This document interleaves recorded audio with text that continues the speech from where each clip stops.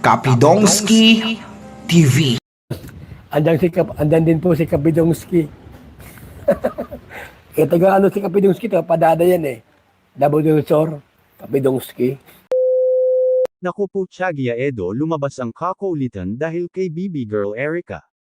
Happy Sunday everyone, mapagpalang araw po sa lahat ng masugid na taga-subaybay sa aking munting channel. Shoutout po sa lahat lalo na kay Idol Yoli B, CO232NY. Salamat po mga idol sa every time sa panunood at pagko-comment po sa aking mga video. At higit sa lahat shoutout po Kuya Val Santos Matubang at Kalingap Rab, daghang salamat Kuya Val. Hindi ko nasasabihin kung bakit ako nagpapasalamat sa iyo dahil alam na alam mo po Kuya Val dahil walang Kapidongski TV kung hindi dahil sa iyo Kuya Val at Kalingap Rab. Maraming salamat po sa lahat. At daghang salamat din po sa mga masugid na taga-subaybay sa aking munting video reaction. Sisikapin kung mabigyan kayo ng patas na reaction mga idol.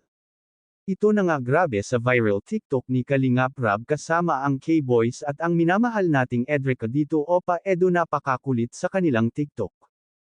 Hindi talaga ako makapaniwala sa tagal ko ng taga-subaybay ng Kalingap. Ganito pala si Opa Edo kung magmahal, lumabas ang mga tinatagong talento, ang galing kumanta at sumayaw.